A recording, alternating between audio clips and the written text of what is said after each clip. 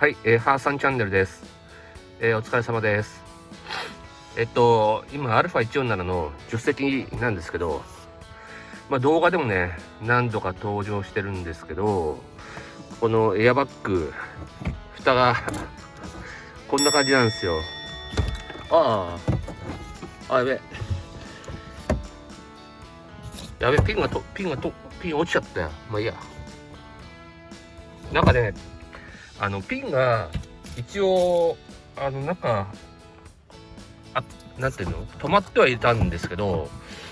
なんかね、実はね、それなんかピンが変形しちゃってるのかなと思って直そうと思ってたんですけど、なんかね違うんだよね。でね、これがこれがね、あこれがついてたんですよ、中に。こんな感じでついてたんだけど、これね刺さんないんだよね、届かなくって。でパカパカ浮いちゃったんだけど、なんか削ったりとかしてね、中入んねえかなと思っていろいろ試してみたんですけど、でもダメでね、しょうがないなと。でもさ、これさ、このピン見てもう、あれこれやべえんじゃねって思った方もいらっしゃるんじゃないかなと思うんですけどこれさ、エアバッグ作動、ドカーンってぶつかってエアバッグ作動するじゃない。するとさ、多分この中のこう薬品がバーンって爆発して、これがバカってこう膨らむと思うんだけど、でこの蓋をこれでこう押さえてるわけですよね。でこれだとさ、そのバーンって爆発してもさ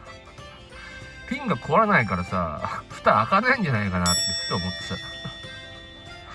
ということに気がついて、これは違うやつがついてんじゃないのかなって思ってさで前ほら中古車屋さんで買ったんですけど、その時はもう蓋がパカパカ開いてて、だからなんか適当なやつを見つけてここに刺してバカッとはまるかなと思ってはまんなかったんだよね。でここでなんかね、ボンドかなんかで軽く止めたあるんですよ。だそういう形で応急処置をしてもらったんだと思うんだけど、ちょっとね、もうなんていうの、もう普通に浮いてきちゃって、でかっこ悪いし、なんかちゃんとしたこのくらいのピンだからさ、そんなに高くないんじゃないかなと思って、もうここもボンドも外しちゃって、でピンも買おうと思ってね、でなんか利用できるかなと思ったんだけど、ちょっと寸法とかがよくわかんないし、でネットで探したらね、結構高いんですよこれ。2個でね、結構値段してたね。で結局ね買ったんですよ新しいこのピンを。社外品のもんで1個ね800円だっけかな、なんかで2個買って1600円で、送料もなんかかかって2000何百円かなっちゃったね結局。こんなピン1個で、もし対策品を対策品っていうかね、社外品でなんか流用できるものをもし見つけられるんだったら見つけちゃった方がいい。でこれが全くサイズ合わないやつで、本当のピンってのがこれなんですよ。じゃじゃーん。これがね本物で、これ見ると確かにここ付け根の部分が細いじゃない。だから中でエアバッグ作動してバーンって爆発したら、このピンが割れて蓋がバカって開いて中のエアバッグが飛び出るっていう、これなんだろうなと思ってなんでこんなのが、とりあえずつけたんだろうな。でなんか両面テープでくっつければこう開かないようになるから、そういう対策してくれたんだと思うんですけど、結局これ買ってちょっとこれから取り付けようかなと思います。一応サイズをね測っとくんで、もしね社外品で安いやつ見つけようと思ってる方はね、これ参考にしてもらえればいいかなと思いますね。長さがね、2.5 センチ。2.5 だね。で、ここの、エアバッグの蓋に止まる部分だね、これがね。これが7ミリ。で、この一番大きい傘みたいになってるところが、キノコの傘みたいなね。1.5 センチ。で、ここの先っぽの、とんがってるところの、このとんがってるところの、ね、付け根っていうの。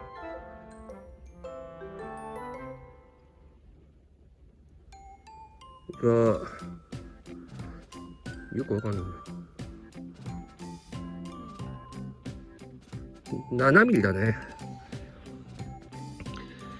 で、このくらいのサイズのものを探して、もし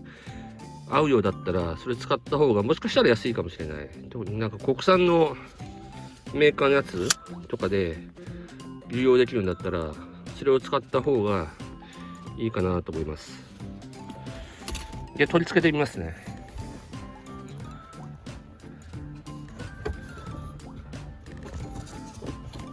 ここにね、ここにね、はめるんですよ、ピンを。ここに。ちょっと取りにくいけど、これね、こういう感じで、ここにはめるんですよ。こうやって、はまってるんですよ。こんな感じ。で、これが2箇所あるんで、で、これ一応、こう、2つくっつけた。で、これが、これ多分ね、156も同じじゃないのサイズ。ね、形状同じだって、156とか GT も、多分同じ。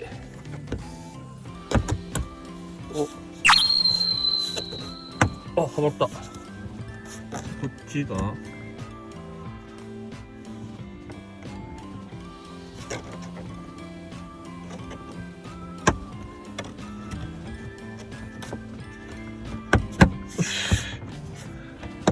お、はまった。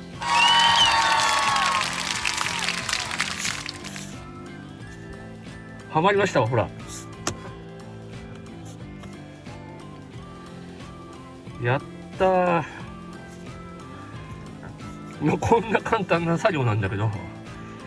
やっぱり、治ると嬉しいよね。あんなちっちゃいピンがやっぱ2000円近くするんだもんな。2、3000円。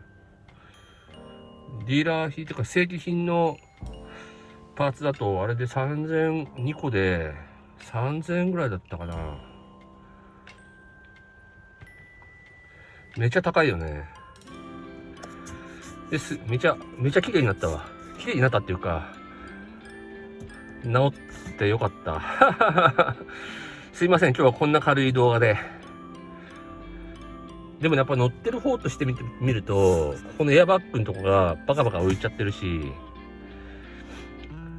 まあやっぱちょっと気分的に良くないよね。壊れてるもんだからさ、しかも室内の中で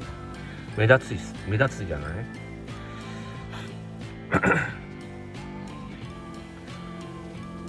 まあ今日はちょっとごめんなさい。今ね、外ですごい雨降ってて、ちょっと今日は作業できないんでね。今ね、見てこれ。後ろの、ウォッシャー液が室内にダダ漏れしてくるんですよ。ウォッシャーやると。で、今直してるところで、それの修理をちょっとしようと思ってるんですけど、まだね、ちょっと今日雨降ってて、ホースのところのね、ジョイント、ホースとリアのウォッシャーの機械のところにホースこうはめるんですけど、そのジョイントがね、劣化してもうなくなっちゃってて、ジョイントないのかな、わかんないんですよ。ホースそのまま、そのウォッシャーノズルのパーツのとこにダイレクトに刺さって、そこをなんか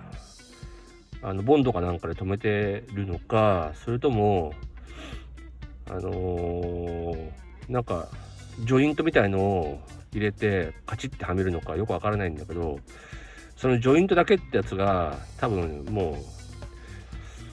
それだけで手に入んないんだろうから、ちょっと他の方法でもうダイレクトにホースつなげるしかないかなとか思ってて、今ねちょっとその部材を港南に買いに行こうかなって思ってるところです。